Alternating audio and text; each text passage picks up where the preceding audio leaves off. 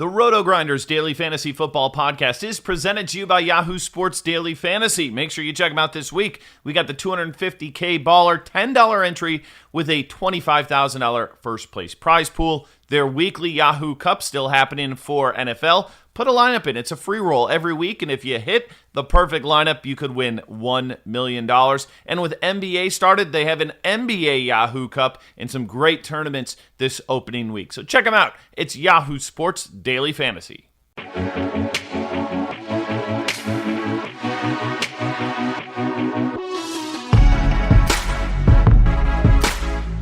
What's going on, guys? Welcome back to another edition of the DFS OGs podcast right here on RotoGrinders.com. I am your host, Chris Beermakersfan Fritz, joined as always by my boys Notorious and headChopper, breaking down everything Week 8 on the main slate. So let's bring in my boys here.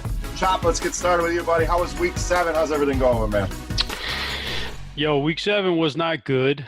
All right, I'll say that it was not good. But even worse, what's piling on these days is every time, the later in the season it goes for baseball, every loss that the Astros get hit with, it just ruins my next day. So last night, we're doing this on Wednesday. Last night they lost to Scherzer. So this is a rough one, man. But yeah, previous NFL week was not good either. So everything's just piling on me right now. Yeah, we're kind of in the same boat. I'm a Brewers fan, so seeing the Nationals there and just thinking back to the ground ball that goes between the dude's legs and Bill Buckner style, like this could have been us here in the World Series. But going way back on that one, my Week 7, maybe not as bad as yours from what it sounds like, but not a great week for me either. A lot of things we'll get into as we go along here, but another interesting week. Derek, was your Week 7 productive? Oh, it feels like it was so long ago. NBA started 2 days ago, and I feel like I've already done 10 days worth of content. So it's hard to remember back to Sunday so long ago. But, I had Latavius Murray, so I had the right piece there, and I didn't have anything around him. So not a great week for me, but, that's just how it goes. All right, and we move on to the next week. And if you are listening and you want to dabble in NBA, you're new, you haven't played yet, make sure you get over to RG and check everything out. Derek's heading up the projections over there now. So great content, a lot of information, all the different slates. So get over there and check that out if you want to get into some NBA, or even if you're a veteran NBA player. I think there's something there for everybody. But we are here to talk some football on that main slate. As always, if you're looking for Thursday night football, Sunday night, Monday night, we're not going to get into it here. Tons of great stuff over at RotoGrinders to get you covered there. So first game we're going to get into here, Seattle and Atlanta, that is. Seattle -5.5, 53.5 on the total here. So, Derek, we'll get started with you here. Atlanta seems to be throwing in the towel here on the season. Sounds like Matt Ryan should be available to play, but didn't look great limping off the field here. Seattle needs to recover after last week. So how do you see this one playing out? Big total here, somewhat of a close spread. Do you see a competitive game in this one? Yeah, I guess it's all going to depend on whether Matt Ryan's going to suit up or not. Definitely don't trust his backup to keep this game cllose. But for the Seahawks, we got to like everything on their side of the ball. Atlanta's been one of the worst defensive teams so far in the NFL. 31st in DVOA against the pass, and it's not like they're that much better against the run either. So Russell Wilson in a really nice spot. You can pair him up with Tyler Lockett. We know Atlanta's secondary has been banged up. He's going to run most of his routes in the slot anyway, so I like him. Don't mind looking at DK Metcalf as well. I think it's one of the rare spots where you can actually do a triple stack there with Russell Wilson. Bring it back with Julio on the other side. But Chris Carson is probably going to be one of the more popular plays of the week. Certainly don't mind him. He continues to play, a ton of snaps. I think he's playing like 70 to 75% in the last 3 games. His price is reasonable. He's kind of right there with Leonard Fournette as one of those workhorse backs. It just feels a little too cheap. So, a lot to like on the Seahawks side. Then for the Falcons, I do like Julio Jones as a tournament play, assuming Matt Ryan's able to suit up. We know Ito Smith is not expected to play this week, so that could open up, 70 to 80% of the snaps for Devontae Freeman. He's pretty cheap. We saw him get thrown out of the game trying to punch Aaron Donald. Not sure what he was doing there. And he was one of the reasons why my Week 7 didn't go as planned. But, I think he's fine at 5,500. I think it's just a good game stack overall. And assuming Matt Ryan plays, if he's out, then it kind of hurts the fantasy uphill on both sides. I could see the Seahawks getting out to a big lead and it being the Chris Carson show. God, who the hell is picking a fight with Aaron Donald? I mean, no thank you, man. I'm a pretty big dude. I want nothing to do with that guy. So, Chop, you in agreement here? Is it mostly Seattle for you? Anything on the Atlanta side? Any value pieces? I know Sanu was traded. Does that help anybody out, or is this all just hinging on Matt Ryan as of now? Yeah, I'm assuming Matt Ryan is out. I don't think he'll play. So yeah, if that's the case, then I don't want any piece of this Atlanta team at all. Not without Matt Ryan. So I don't want any of it this week. If Matt Ryan's not playing, I'm done. So Seattle, though, I'm with Derek. Seattle should steamroll this game. I love their defense this week. If Matt Schaub is the starting quarterback, you fire that one up. Russell Wilson, Tyler Lockett, Russell Wilson to DK Metcalf, both good combos, and Chris Carson's a nice play too. Yeah, it's all Seattle here, assuming Matt Schaub gets the start, which I think Matt Ryan will. I do not think they'll run him out. I mean, I've seen him limping pretty heavily here a couple days ago. I don't think they run him out there this week. Yeah, I mean, I guess are they just throwing in the towel on the season? Is Quinn fighting for his job? So he's going to roll Matt Ryan out there. I mean, it's a lot of question marks on that side. But I agree with you guys. If he's not in there, pretty much a hands off for me in Atlanta. Seattle, I think could go either way, passing game or with Chris Carson there, big total, and I could see that spread going up. So speaking of the spread, -5.5 we have for Seattle. 53.5 Chop. You liking either of those? That's a pretty big number for a road team, and I don't know the status of Matt Ryan. So on the spread, I say I don't know. I don't think I got a lean. I like the under, though, in this game. I could definitely see Seattle getting out to a lead and then just grinding Chris Carson for 22 or 23 carries, and then sprinkling some other carries from some other running backs, and turn it into a running game the second half. So I like the under. I'm on that old man under with you. I mean, this offense, we expected so much from Atlanta. It just hasn't been there. The yards seem to be there, but they're just not scoring points. And I agree. Seattle gets up. They're going to do what they do, and that's run the ball and take the air out of the ball, run the clock. So I will go under. That number seems a bit high to me as well. I would have said it around 50, 51. So give me the under there. Derek, what do you got here? -5.5, 53.5. Yeah, make it 3 for 3. I like the under as well. I do think the Seahawks can kind of control the line of scrimmage in this one, and I don't mind taking the Seahawks here. I know road favorites aren't necessarily our favorite to bet on, but I just think the Falcons are done. All right, moving on. Next game for us is going to be Philly and Buffalo. Buffalo -2.5, 43.5 on the total here. Buffalo coming off a win, as we expected, against Miami. Wasn't pretty at times, but they did get the job done. Philly, rough one there in Dallas. I mean, Dallas just took it to them there from start to finish, 37-10 in that game. So, Chop, I guess the big question here, does Philly respond? I mean, they're a good team, a lot of weapons here. Can be frustrating for us playing DFS because they do have so many weapons, and Buffalo, a very good defense. Do we go back to Philadelphia here, or are you taking another week off of them? I think this is a good week to get on the Philly train this week. Everybody's kind of like left the station on them now after what we just saw. So I think it's a good week to get back on them. I know Buffalo has a good team, but if push comes to shove, Philly can be a good offense. When Wentz is on his game. So I'll take a stab at Wentz being pretty decent this week. And Zach Ertz, looking back even before that game against Dallas, you look back at what Dallas has been able to do to Zach Ertz. They've pretty much contained him for the most part in almost every game over the past few years. So I wasn't surprised that Zach Ertz didn't get off. This is a good week for Zach Ertz to bounce back here. And if that happens, then it'll get things rolling for the Philly offense. So I like Wentz, I like Ertz, and then assuming Jackson's out again, which it looks like, I think I could take a shot on Nelson Aguilar. Maybe he actually catches one of these long passes this week. And then on the flip side, you got to like Josh Allen and John Brown again this week against the secondary. Running backs I can't mess with. That's just too much of a mess right there. But I don't mind the passing game here for Buffalo, spearheaded by John Brown. Yeah, agreed. And I think it was you that brought up Dawson Knox last week. One of you guys did. I don't mind going back there. Did see 5 targets. He's only 2,900, but you definitely want to attack this Philadelphia secondary. So it was very high on Allen. John Brown last week, I'm going to go back to that. Well, Philly having a hard time getting excited about that side. So Chop seems to like it. Derek, where do you land on Philly mainly? Yeah, I'm not sure I agree on the Philly side. I mean, I do think if Deshaun Jackson's able to return, I don't think he will, but that would be a huge boost for the offense. We've seen what he's done to offenses, even when he's not being or having big plays. Just being on the field just opens up so much for the rest of the team. I think I'm fine going with Ertz if you do want to stack Allen and Brown on the other side. But I'm probably not going to be playing a lot from this team. The Bills on the season, they're ranked 7th or better in fantasy points allowed to every single position on the field. And then for Buffalo, yeah, like Chop mentioned, the running back situation is kind of a mess now. Singletary in his first week back played 39% of the snaps, Gore played 54%, so that's going to be a timeshare moving forward. And, yeah, the best way to beat the Eagles is through the air. Their corners have been very bad this season, so I love Brown. Still 5,900 on FanDuel, 5,900 on DraftKings as well, but one of the better point per dollar options, at least when you consider upside of the slate, and Josh Allen just always gives you that upside as well. So love those two, and then if you want to bring it back with somebody, don't mind going to Ertz.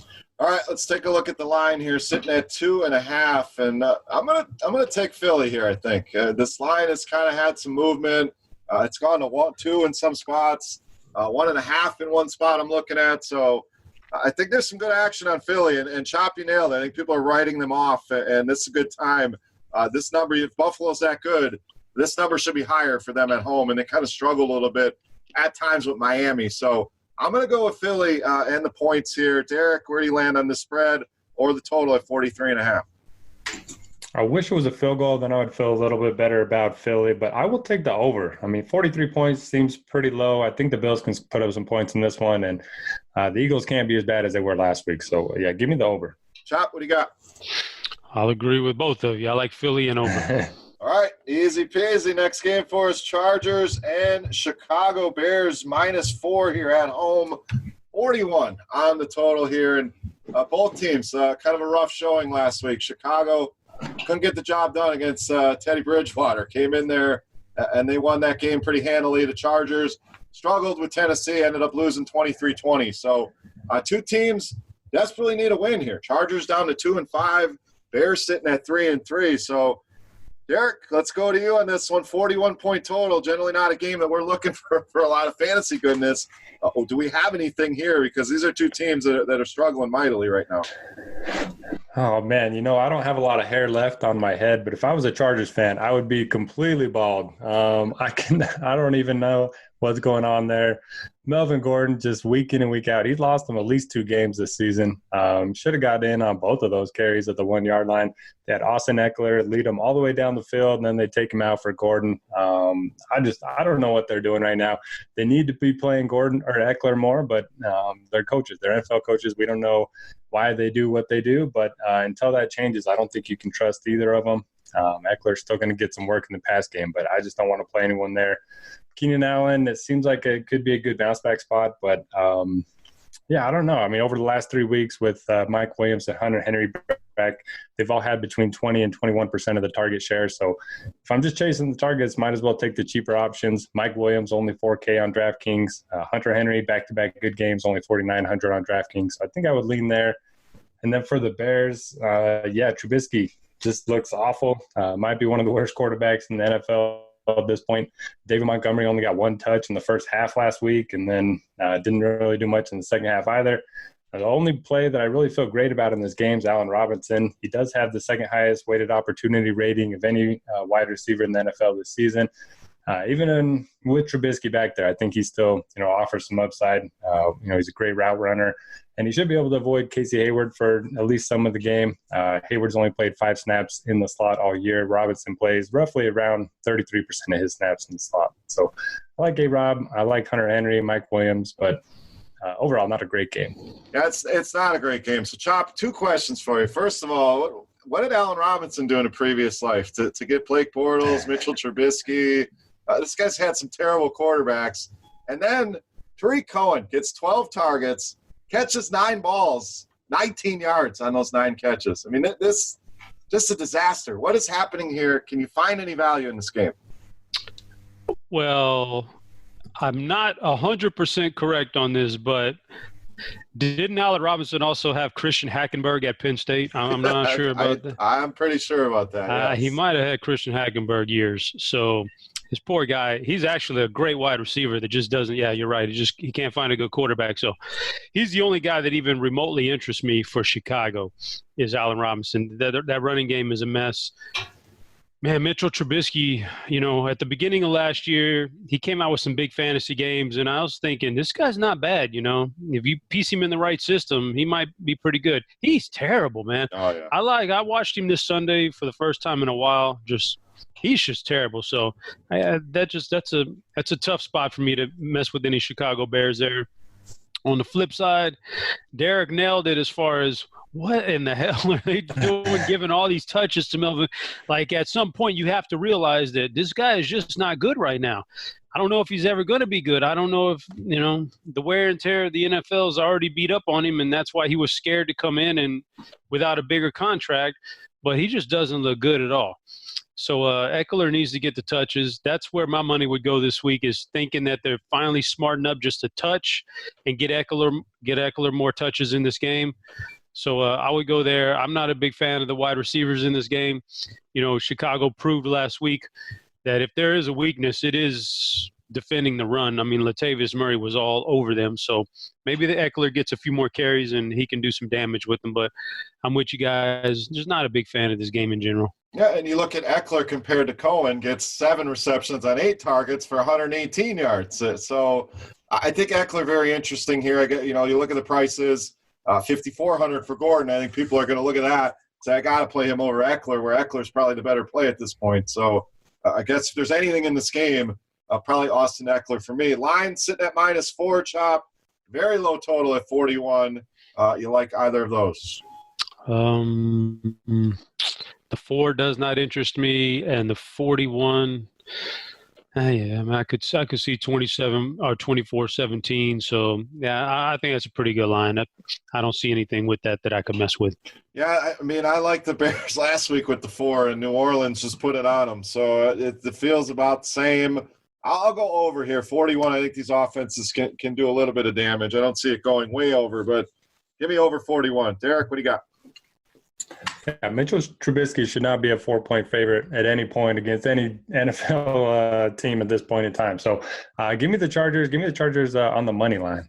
There you go. Money line play. I like it. All right, next game, we got the Giants and the Lions, another 2 teams that really struggled last week. Giants losing at home to Arizona. Detroit losing at home to Minnesota, getting just throttled there in the NFC North. So Lions 7-point favorites here at home, 49-point total, Chop. I think this one could be a very interesting game, a stackable game. Who are the pieces that stand out the most? Well, for the Giants, they finally look like they're going to be healthy with Tate, Shepard, Ingram, and Saquon all back with Daniel Jones for the first time. So they are going to be intriguing, although I thought they were intriguing last week at home against Arizona, and they got smashed. So take that for what it's worth. But I think I could play some. I think I can get on the Golden Tate train here, and Saquon obviously is always a week in and week out play. But Tate coming out of that slot looks really interesting to me. For the Detroit Lions, we've got the value running back here, Ty Johnson. I actually think I prefer saving even more money and going McKissick in this game. I think they pass a little bit more to their backs. I don't think they're going to just straight up run the ball as much as they were with Carry-On. So I'll take the pass catcher McKissick. Galladay is going to bounce back this week after Marvin Jones totally showed him up with the 4 touchdowns. This is a Galladay week, so I'm on Stafford again. Stafford's been really good this year, by the way. He's had some serious upside. Stafford, Galladay, and a little J.D. McKissick. I don't know if you guys are catching that noise in the background, but don't be alarmed. It's just one of my boys. He's practicing the saxophone, man. I got a freaking Kenny G over here, man. Hey, Nice. a future superstar over there. I like it. It sounded like somebody was cracking beers open. Like, that's my kind of party here. But it's a little saxophone action. So better than the dogs barking at the Amazon guy. We'll take a little nice sax in the background. Is he mastering it yet, or is it just pure noise at this point? No, he could do a few songs. He's in the junior high band thing, so he's got a few songs he can do. But I mean, yeah, it's just It's loud, man. Let's just put it like that. It's loud. That's why I sent his ass that's why I sent him to the garage. Yeah, we could have him play a little background music while we talk some football here one of these weeks. So I agree with you, though, on some of the calls in Detroit. I love Galladay this week. One of my favorite plays. You nailed it with Marvin Jones. Everyone's going to want to go back there. I like Galladay, I like Stafford, and I love the McKissick call as well. Ty Johnson, the hot waiver wire pickup. Everyone's going to want to play him in DFS. I don't mind going down to McKissick, who basically a wide receiver playing running back, so can get involved in the passing game. And neither defense is going to be able to stop the other team. So like those calls there, Chop. I agree with you there. Derek, your thoughts here, Giants and Lions. I pretty much agree with everything you guys said. Kenny Galladay, great bounce back spot. Anytime he's similarly priced to Marvin Jones, I would definitely prefer Galladay.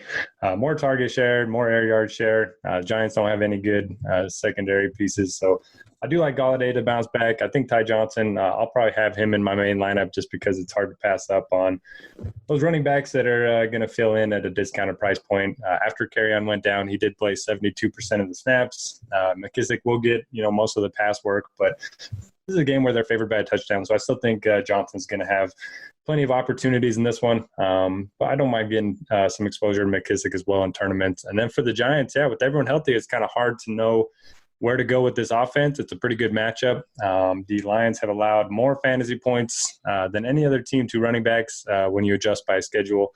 So I do think it's an interesting spot for Saquon Barkley, kind of back to a full-time role last week, 86% of the snaps, 21 touches. So I think he's interesting. I don't think a lot of people will pay all the way up for him. We know he has slate-breaking type of upside, but don't really know which receiver to trust. Might be a good bounce-back spot for Ingram, just because I think everyone's going to go to Waller this week. And we know he's got, 100-plus yard upside. All right, Derek, we got -7 for the Lions, 49 on the total. Don't feel great about the 7. I will take the over, though. Taking the over, I think I'm going to take the Giants and the points. I wonder if the Lions are going to cash it in. Kerryon Johnson to IR. They trade Quandre Diggs for a bag of footballs to Seattle during the middle of the week for some reason. And a lot of uproar about what this team is doing. So I think they come out uninspired here after Minnesota put it on them. Give me the 7 and the Giants. Chop, what do you got? I want the underdog also. It's I'm curious to see how this offense looks with all their weapons intact. Yeah, should be an interesting one. But like I said, definitely a stackable game. So let's move on, Derek. We got your Jacksonville Jags up next, -6 at home against the New York Jets. Jets side, I think we're waiting on Sam Darnold. Had a toenail removed. How damn painful is it to have a toenail removed during a game where you lose 33-0? I mean, he was absolutely terrible. I had some hopes the Jets could compete in that game. Just didn't happen. So tough one here, going to Jacksonville. Derek, if you touching anything on the Jets side, or are we just in wait and see mode on Darnold? And then the Jags, is it just simply back to Leonard Fournette? You feel good about the passing game? How are we attacking this Jets team? So first off, did we ever figure out what he was talking about with the ghosts? No, yeah, that's another. I don't know what's going on with this dude, man. It's a lot going on. Yeah, I don't know, but I did play him in Showdown, so it was nice to get negative fantasy points for 4 quarters. That's what we thought Baker Mayfield had set the bar with this one fantasy point. Here comes this guy with negative points. They even played him in the last couple of drives when they were down like 33-0 or whatever, and he still couldn't get anything going. So, don't want to play him this week. I think Le'Veon Bell is interesting. He's one of the few guys that's getting, 90+% of the snaps at running back. 6,900 is a good price point, and, we know he's going to get a lot of targets through the air. Jacksonville, not very good against the run, 27th in DVOA this season. And then if you want to look to Jameson Crowder, I don't mind him, but not really a guy that I, look to force into my lineups. He's probably a better cash game play than tournament option. And then for the Jaguars, nobody in football has more positive touchdown regression, if you want to call it that, than Leonard Fournette. He's had 172 touches this season, 1 touchdown. The next closest is 100 touches for 1 touchdown. I can't remember who it was, but it's not even close. So I think he's going to get some more touchdowns moving forward. Jags have been able to move the ball. They just haven't been able to get in the end zone. It's a good matchup against the Jets. They've allowed the 4th most schedule-adjusted fantasy points to the position. So love the spot for Fournette. Don't mind going back to DJ Chark. Just continues to be the upside guy. Westbrook continues to get more targets than he should, and he had a decent game last week. But I like the Jaguars in this one, and don't mind going with a couple of them with Fournette and Chark. Yeah, this feels like one of those he could score 2-3 touchdowns. The dude's got 918 yards and 1 touchdown. Absolutely crazy. So I like Fournette again, just getting a huge workload price, finally getting up to where it should be, so it's not as much of a gimme as it's been. But I think it can go a lot of different directions with Jacksonville, so that's my focus here as well. Shop, your thoughts here, Jets and Jags.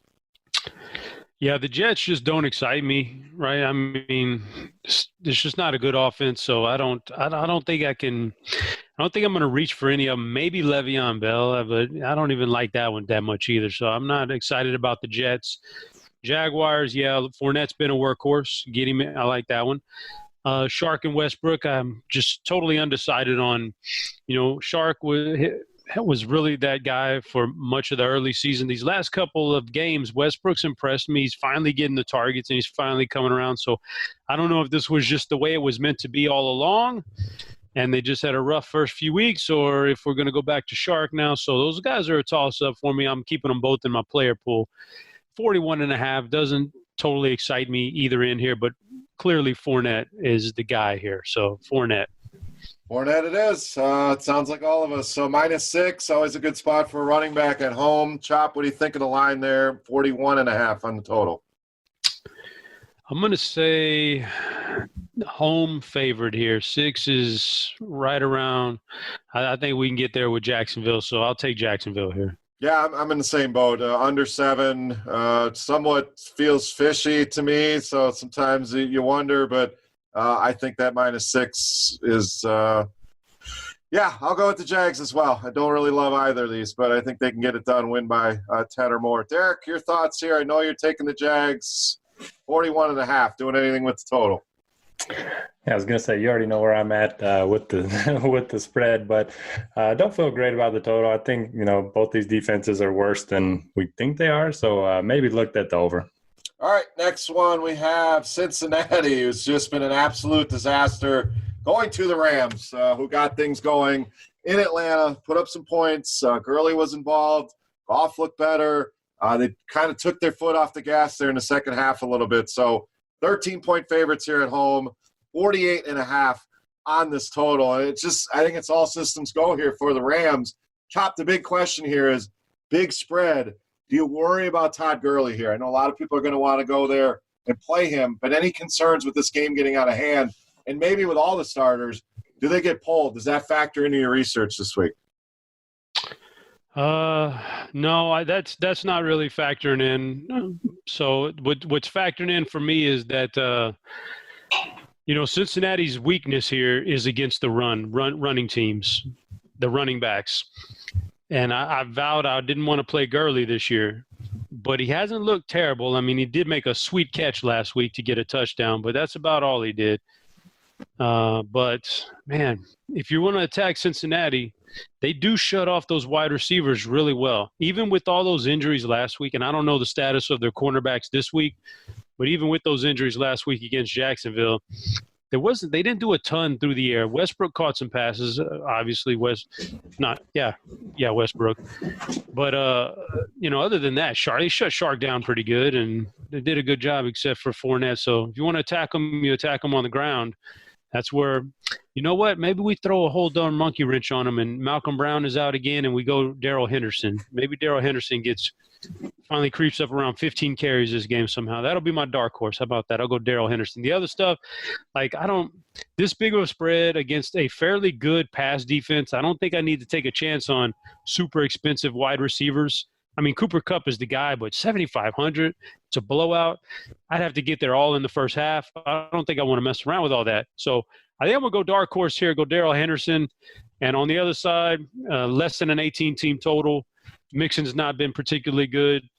I don't see Tyler Boyd. And now we got Jalen Ramsey to worry about shutting somebody down. So I can pass on Cincinnati. Damn, Joe Mixon. 10 carries for 2 yards? Give me 10 carries. I'm going to get more than 2 yards. I'm going to rumble forward for at least 3 here. Oh my! If he didn't get it done last week, I know he found the end zone, but my goodness, it's just – and you feel bad. It's not Joe Mixon. This line is absolutely terrible. Now they have to deal with Aaron Donald. So the Rams D probably going to be the most popular defense, but with good reason in cash games. If you can make it work, I'm going there. But this is all Rams for me, Derek. It's just which way do you want to go? Do you see anything to go to on the Cincy side here? Well, if they're going to move the ball, if they're going to score any points, it's going to be through the air. I don't think they're going to be able to get anything going on the ground. They're probably going to be trailing anyway. So I don't mind looking at Tyler Boyd. He's still manning the slot, so we should be able to avoid Jalen Ramsey on the outside. Saw 14 targets last week. Didn't do much with them, but maybe this is the game that gets him going a little bit. This is the cheapest that he's been all season. And then for the Rams, yeah, like Chop mentioned, they've been the Bengals have been pretty good against wide receivers. They've allowed the 6th fewest fantasy points per game. So maybe they do, keep those receivers a little bit quiet. And if that's the case, you got to think Todd Gurley maybe gets going a little bit. I know I'm still chasing that production from a couple years ago, but did play 61% of the snaps last week, 19 touches. I think people are hesitant to go to Todd Gurley just because he's burned so many people. Myself included. But I think he's in a pretty good spot. And then if you don't want to trust any of the receivers, just go with Jared Goff. We know he's got great splits at home. The Bengals have been bad against quarterbacks. So maybe you just play him naked and not worry about who to pair him up with. All right, 13 on that spread, 48.5. So some big numbers here, Derek. What do you think? I think this is a rout. Give me the Rams. Yeah, I think the Rams getting healthy last week. I think they're going to start rolling a little bit, and maybe not to what we saw last season, but I just don't see Cincinnati putting up a fight here. Maybe they score 7-14, but I see the Rams in the 30s. So I'll take the Rams here minus the 13 as well. Total, again, I worry about Cincinnati, so I'll stick with the Rams. Chop, what do you think here? Well, since I like Darrell Henderson, I've got to take the Rams here and look for them to jump out to a lead. And then I need some Darrell Henderson carries in the second half, who's a better runner right now than Todd Gurley. So he does not let Cincinnati come back and bust that big spread. He actually puts even more separation. So give me the Rams. All right, like that Henderson call, and he was the value play I wanted to go off last week. But the guy that did go off last week that you needed to have. Chase Edmonds. So we'll move on to Arizona and New Orleans. Saints, big favorites here. Minus 10.5, 48.5 on that total. So another game similar to the last one. Big spread, high total here. A lot of question marks. Does David Johnson play here? I think you get another Chase Edmonds game. But can we play him at 6,200 coming off that game, Derek? I mean, if David Johnson's out, I think you can certainly play him.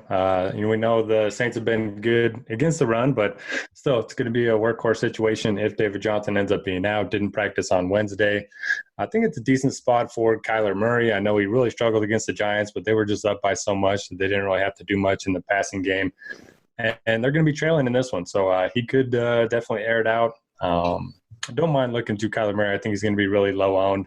And then just got to wait and see with Kirk. If he ends up being out again, I do think Fitz could be a little bit interesting. I know he's let us down a lot recently, but he should be able to avoid the coverage of Marshawn Lattimore, who only plays 5% of his snaps in the slot. Fitz is like 90% snaps in the slot. So I think targets could funnel his way. And then for the Saints, it's just a wait-and-see approach. Drew Brees, Alvin Kamara, both questionable. I kind of expect both to be out this week. And if that's the case, fire up Latavius Murray once again. 6,200 on FanDuel, 5,800 on DraftKings. I was able to get 150 yards and 2 touchdowns against a pretty good Bears defense. Now gets to go up against the Cardinals. So would love Kamara. And then Michael Thomas firmly in play as well, regardless of who is under center. We've seen Bridgewater pepper him. We've seen Breeze pepper him. I think it's a great spot for him. The Cardinals' pass defense isn't all that great. I know they got Patrick Peterson back, but I'll take my chances with MT against anyone right now. All right, Chop, your thoughts here, Cards and Saints. I would say that I also agree that I don't think we see the 2 stars for New Orleans this week. If I'm not mistaken, next week is their bye week. So, give them some extra rest, man. Sit them out this game, and they get a lot of time to heal. So I expect some more Latavius Murray here in this game and Michael Thomas. And so the problem with Murray is that this is a tough run defense. They really want to shut down the run. So I don't know if it's going to be – it's weird to say this, but it may be a harder game this week against Arizona than it was last week against the Bears, and we think of the Bears as a great defense. But so I don't know if I'm on this train. I'm also like the Michael Thomas. I don't know if I'm on that one either. Patrick Peterson, he was a shutdown corner last we saw him. I don't know about last week, but last year, I don't know, if he was a shutdown corner because he was on the juice or if he's just really good. So I don't know if I want Michael Thomas this week either. It's a tough one for me. On the Arizona side, again, I can't mess around with the running backs. New Orleans is – I read a stat somewhere this past week. They haven't allowed a 100-yard rusher in like 2 years or something like that. I don't want running backs against New Orleans, so I can't even mess with either one of those players. If David Johnson was out, I couldn't even mess with Chase Edmonds. He's, like you said, 6,200. Larry Fitzgerald, man, he ain't getting it done. He had his old man first 3 weeks. Yep. He's worn out now. We knew that was coming. Everybody who listens to this show knows we know all about the old man stuff. After the first, it's like that song. I'm not as good as I once was, but I'm as good once as I ever was. Well, he's got about 1 or 2 weeks in him throughout the year, and that's it. Now he's done. So I need Christian Kirk to come back here, and then maybe I can think about playing an Arizona guy. I don't like this game very much at all. So, and by the way, that was pretty Bush League what they did with David Johnson last week, man. I don't, I don't know what exactly happened there, but that was, if they really did just want to use him in an emergency and they let him play the first carry, that's terrible. If they just wanted to use him for an emergency and they didn't put him on the inactive list and didn't let us really know that, that's Bush League. So any way you cut it, it was just a really bad deal by Kingsbury there. Yeah, why give the guy 1 carry? Like, what do we do? Yeah, that was frustrating. I mean, I had him in a couple lineups. Did not have much Chase Edmonds, unfortunately, but some season-long leagues, I know people are feeling the sting there as well. You played them. You got that score. It's how it goes, but definitely frustrating. So I'm with you, Chop. I think I'm more with Chop here. This game has a high total.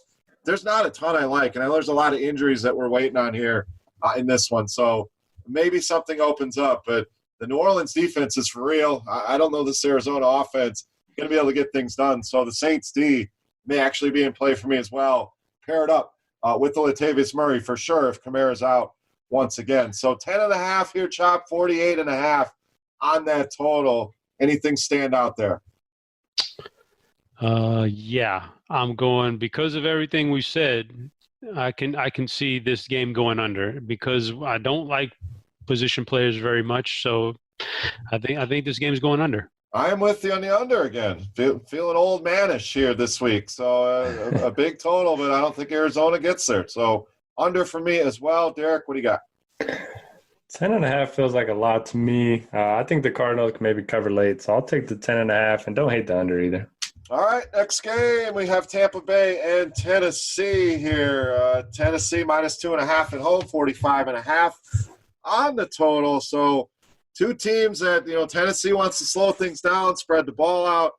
Tannehill got the job done last week, Tampa Bay. How do they respond here, Chop? Do they come in, they get things done against a good defense? Is it a Godwin week? Is it an Evans week? What are we doing with Tampa Bay? Yeah, Tampa Bay coming off of a little bit of rest. I always like that, so I'm firing them up for sure. I like me some Winston. Evans, I'm a little bit iffy on. Godwin, I think, is the guy I want to target here in this receiving core this week. I think that's big time. I mean, I'm looking at Ronald Jones like, all right, man, they may finally turn him loose, but I don't know if this is the best matchup for him to get in. I don't know. I have so much love here for Godwin and Winston that I don't see myself playing a whole lot of Ronald Jones, but he's very tempting for me because I think they're finally going to give him some run here. On the flip side, Tennessee looked a lot better in the passing game last week than they have with Mariota in a long time. I think it's eventually when we see it pan out to Tannehill, I think his favorite target is going to be Corey Davis. I know A.J. Brown, I believe, got one more target than Davis last week, but that was a bit of a different matchup for him, so a tougher matchup. So this week they should be able to pass the ball really well. I think it's a Corey Davis week. Tampa Bay is selling out to stop the run. So I don't think I want Derrick Henry. When you say that, Derrick Henry could always step up and score like 3 touchdowns. That's just what he does. They're at home. You definitely want Derrick Henry at home, but Tampa Bay's been really good against the run. They've been terrible against the pass. I think I could play Tannehill here. I think I could play as 2 wide receivers, and I think I prefer Corey Davis out of those guys. Yeah, I went back to Derrick Henry. Well, again, not a guy I normally play. Was a little better this week than he was against Denver. Found the end zone. 22 carries is encouraging. So he would be the guy for me, mainly on a FanDuel. Tampa Bay, I think you mix and match those receivers. I think you can utilize both guys here. So, Derek, what do you think here? Kind of a middling total, close spread. Should be an intriguing game, but is it stackable? Is it do we go that far with this game, or just bits and pieces? I think the game could get overlooked because when I first saw these two teams squaring off, I was like, I don't really want to play anybody. But if you dive into it a little bit deeper, I think there's some interesting options. I don't have access to the buy low air yards model anymore, but Mike Evans has to be near the very top. I mean, he has 464 receiving yards, 829 air yards, compared to Godwin, who has more receiving yards than air yards. So got to think Evans is up there. I think you get exposure to both of them in tournaments. We've seen one of them go off pretty much every week so far this season. If I'm deciding between the two, I'll go with Evans just because he is a little bit cheaper. No interest in the running backs there. I think Winston's cheap enough that you can play him as well. And then, for the Titans, I think Henry has at least 100 yards or a touchdown at home in some crazy number of games in a row. So I don't hate him in tournaments. You can always pair him up with the Titans defense. We know Winston does turn the ball over quite a bit. And, like Chop mentioned, I think Corey Davis is going to be Tannehill's favorite target. We saw him finally get loose last week. Delaney Walker didn't practice on Wednesday, missed most of last game. So if he ends up being out again, I do think that will open up more targets for Davis and maybe Brown as well. So I think this game's interesting, and I do think it's going to get go under-owned in tournaments. Yeah, I agree with you there. That's why it's one I think to dig in on and take some stands because this one could go completely overlooked. Anytime Tennessee's on the slate, people just kind of shy away from those games, it seems like. So this one interesting, no doubt. All right, Derek, what do you got here? We got 2.5 on the spread, 45.5, that is on the total. I think Mariota being out adds like 7 points to the Titans, so give me 2.5. Oh man, what a dumpster fire with them quarterbacks. Chop, what do you think here on the total and the spread? I like the over because I think there's going to be a lot of passing in this game, a lot of successful passing. So I'm taking the over. I'm going to go over as well. I don't have a strong feeling. It seems like when you think Tennessee is going to win, things are going good. They're always at -2, -3 point home favorites. They let you down when you don't expect them to do something. They blow up. So I'm going to leave the spread alone. I'm going to agree on the total here. I think Tampa can put some points up. Tennessee probably good for something in the 20s. So give me that over as well. All right, last game here in the early window for us. We got Denver and Indy. Indy 6-point home favorites, 44 in the total. And Derek, that Indy offense looked pretty good. Jacoby Brissett continues to get overlooked here, but I think he can go right back to the well here once again this week. Yeah, best line of the week on Twitter was thanks to Chop about T.Y. Hilton. What did you say about when they were talking about his splits again? Y'all keep projecting. Yeah, y'all keep projecting. I'll keep collecting. Come on now, you can't. So good. Yeah, man. You look at projections, but I don't. You shouldn't follow them to a T. You got to know that, right? Yeah. I thought that was great, and then Hilton came through. So I certainly don't mind going back to him at home. Denver secondary, he might draw Chris Harris, but so 6,100 is a pretty good price point there. I think this is the game where Marlon Mack gets going a little bit. He just doesn't, if anybody uses projection models, he doesn't pop in any of them. I've looked at quite a few this week. Doesn't look like he's going to get much ownership, even though they are playing at home as a pretty big favorite. So I think Mack would probably be my guy for Indianapolis. And then for Denver, with Emmanuel Sanders gone, I do think everyone's going to go to Cortland Sutton. Certainly don't mind it. I mean, he's going to get more targets, and he's cheap price point across the industry. But we know the Colts, they like to play that cover two with those deep safeties. Opens up a lot of things underneath. So I think Deshaun Hamilton is going to be the guy that I look to. 4,800 on FanDuel, 3,300 on DraftKings. Going to step in as that number 2 wide receiver, and I think he's in for a pretty big game here. I mean, you got to love the DraftKings price for sure. I mean, PPR is kind of his thing. So He's interesting. We'll see if some of these younger guys get an opportunity. Winfrey was a guy that I've stashed in some dynasty leagues, so we'll see if he gets an opportunity. But somebody's going to have to step up there and fill that void. I mean, Sanders hasn't been great every week, but it's still some big shoes to fill. So interesting on the Denver side for sure. Chop, I'm all aboard in Indianapolis here. I think they roll. So it could go the passing game, could go Mac. I agree with all of that. One side stand out more than the other for you? I mean, please, for the love of God, please let it be a Marlon Mack week. I'm going to go broke if he keeps on failing me. Like I've got such – I don't know why, man, but I'm just drawn to, like, that type of player. He gets hit behind that big offensive line, and they like to feed him sometimes. And they tempt us and tease us, and so we think we can play him in all these matchups, and then he puts up these dud after dud, and it's quite draining, man. But I think this is the week to go back to him. I think this is a week he gets off. So I'm all in on Marlon Mack this week. I love that guy in this matchup at home. And on the flip side, yeah, it's Cortland Sutton for me, and that's about it. This Indianapolis defense is underrated. They're very good, and they're at home, and they're going to – and the only reason I'm even thinking about Cortland Sutton is because he's going to get such volume now. But, man, if you watch the last Joe Flacco game, you know exactly what you're dealing with. That's just a bad quarterback right there. So Sutton's going to have to do everything he can to bail him out. But I think, he can do that.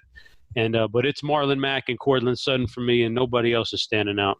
Yeah, I mean, all targets, all volume is not created equal, I think is the rule when you're talking about Flacco. I mean, just bad. So Sutton's intriguing for sure. 5,300 on DraftKings, a great price there. So I think he'll be a popular play, but could be a cash game play as well. I think enough targets there. If Flacco can actually get him the damn ball. So Colts -6 at home, 44. I'm going to go with the Colts here at -6. Chop, any strong leans on either one of those? Colts also. All right, Derek, what do you got? 3 for 3. Colts it is, -6. Lock it in. All right, we'll move on to the 3-game afternoon slate. The NFL does it to us once again. At least we get 3 instead of 2, but still wish they'd spread things out a little bit. But nothing we can do about it at this point. So Carolina traveling to San Francisco here. The Niners -5.5 on the line. 42 is where the total sits. So the Niners played in that ugly game at Washington, got things done, still undefeated. Do they roll here once again, Chop, and go undefeated again here against Carolina? Only 3 games, but at least they're good games. They're interesting. Right. There's things in each one of these that I'm really intrigued about. And in this one, yeah, man, something's going to give now. Either the 49ers defense is going to get taken down a notch by Carolina, or we're going to see the first really bad Kyle Allen game. So I'm interested to see what happens there. And this defense, how good it is. What do they do with McCaffrey? So personally, my initial thoughts looking at it was, I don't think I want to pay money for McCaffrey. This defense seems like it's the real deal.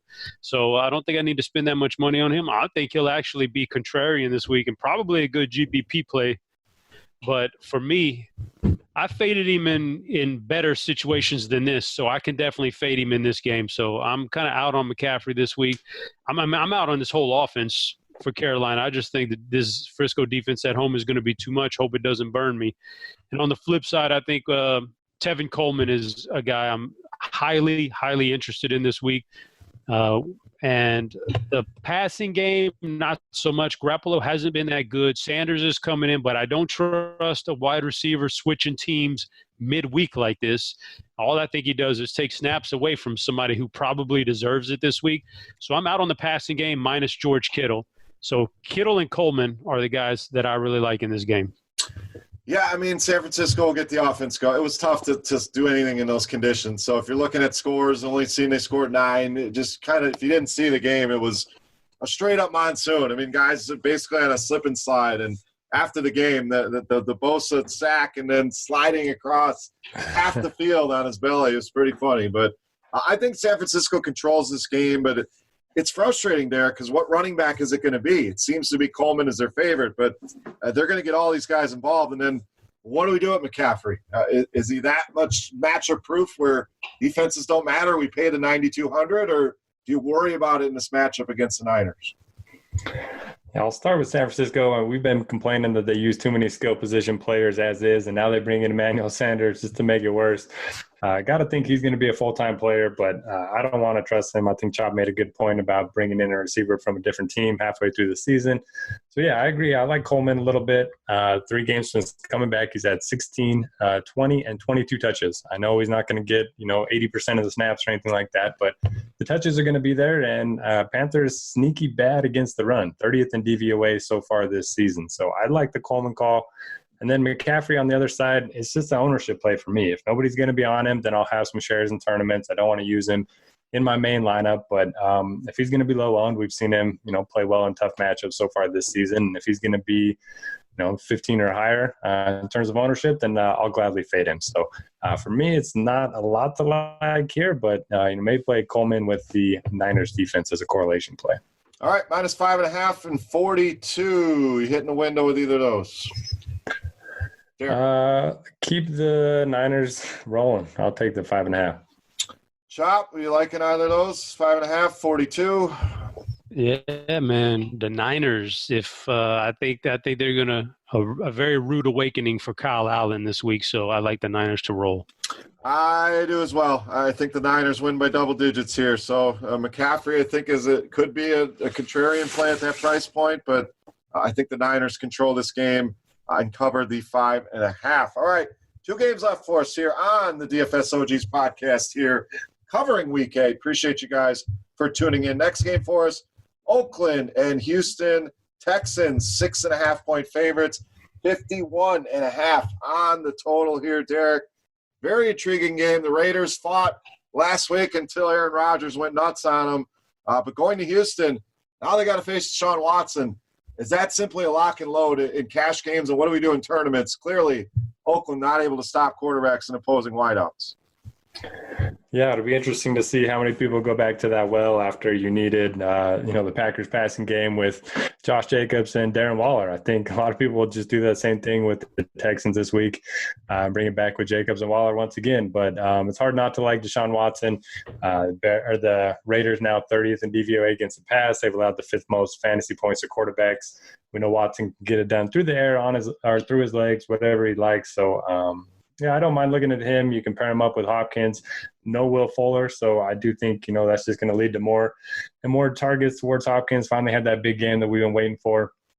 I think he's one of the safest plays on the board in terms of receivers. And then you can play Stills, you can play QT. Don't really have a strong preference between the two. I think I would rather just pay up for Hopkins in this one.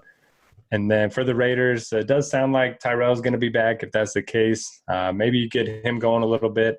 I think Waller's probably going to be the most popular tight end play after his breakout game. He continues to see a ton of targets each and every week.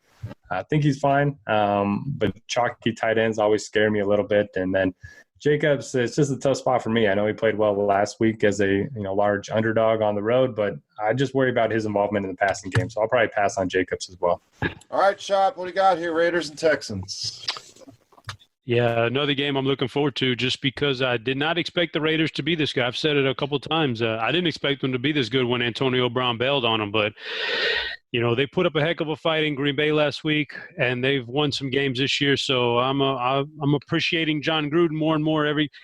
Knock if you're with me, man. John Gruden, he's breaking it down. So I like it, man. And Houston is always the type of team where they let teams like this hang around and beat them at home sometimes. So I'd be leery if I was Houston.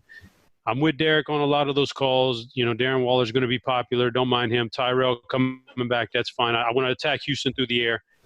And Houston on the other side is pretty much just it's a one-trick pony for me. It's Deshaun and pairing with Hopkins and Stills, and I actually like those that combination right there, that double stack, more than any other double stack or stack this week. I like Watson to Hopkins and Stills. That's where I'm going in this game. All right, what are you liking on the line here? 6.5, 51.5. I'm going to take the over. I think it's going to be a piece of me wants to go Oakland, but I just can't do it. So instead of that, I'll take the over. All right, Derek, what do you think? Yeah, give me – that's tough. I don't trust the Raiders, but they continue to play better, and I think they will. But I'll still take the Texans. This one's tough. I'm going to go over here. I agree with you, Chop. When you think Houston's going to roll somebody, they let them in the game.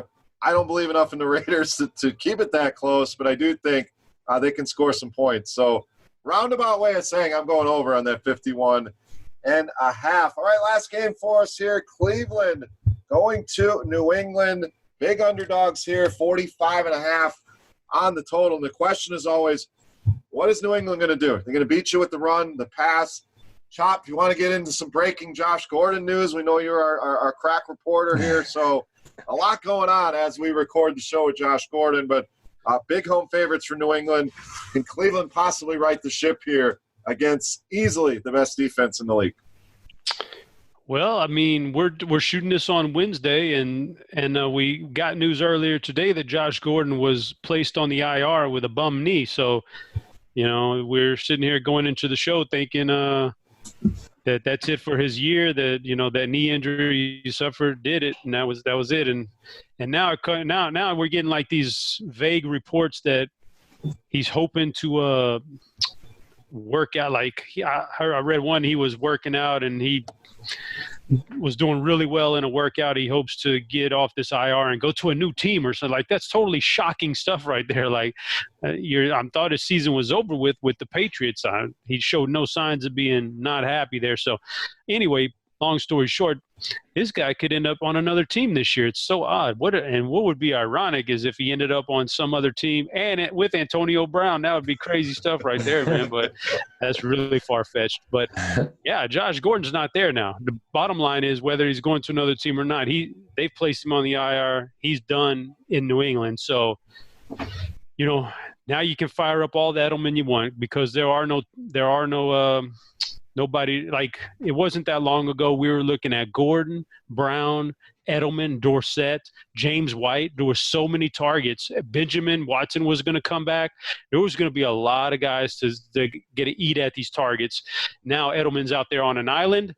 He's going to eat for the rest of the year as long as he stays healthy. So we can fire him up in the PPR action every single week from here on out. Sanu may even make a splash this week, but I would want Edelman first and foremost, and some James White too, coming out of the backfield catching passes, and that would be where my New England leans are. But I actually like Cleveland a little bit more this week than most people are going to against that vaunted New England defense.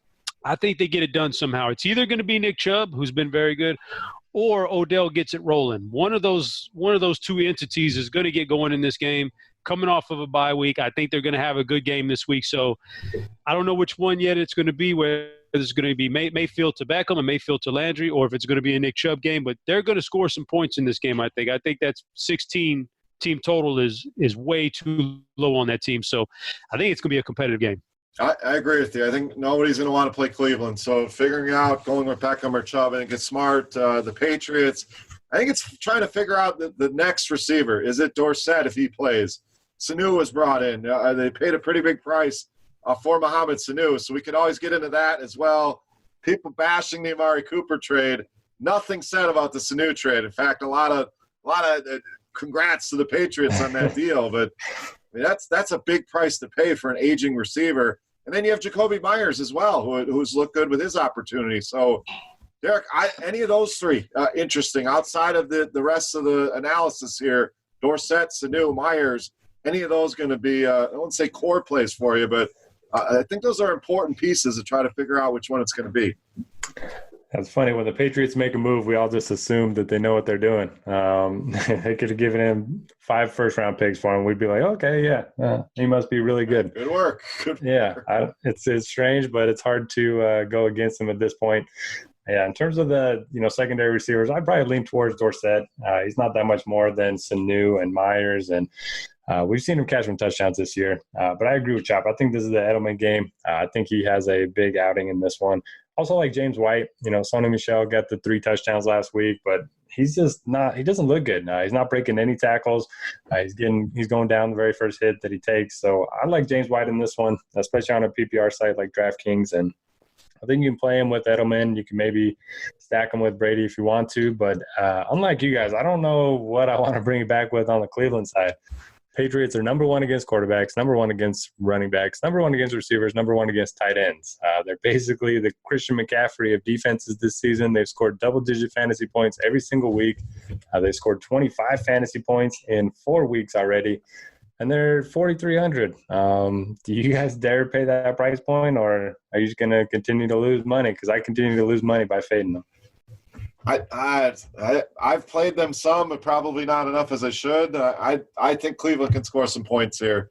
You know, you look at some of the teams New England has played, it's pretty much the misfits of the league. I mean, they had about the best schedule you could ask for. So somebody's going to put up some points eventually. I think Cleveland can do that. So I'm going to bail on the New England defense. Chop, what do you think here? Yeah, I'm much more likely to have 0 shares of New England's defense than I am to have like 20%. Maybe they end up in a couple of lineups that I build with a lineup builder, but I'm not on them this week at all. All right, let's take a look at the line. 13, like I mentioned, 45.5. So Derek, either of those for you? Nah, I don't like either one, to be honest with you. All right, no pick there. Chop, what do you got here? 13, 45.5. Oh, yeah. Lock me in on Cleveland here. I think they're going to keep this thing competitive coming off of the bye week.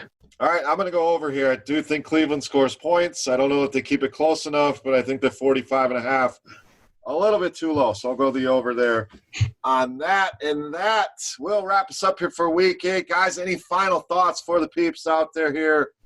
Game selection, game theory, must-plays, whatever you want to talk about. So, Chop, we'll go to you first.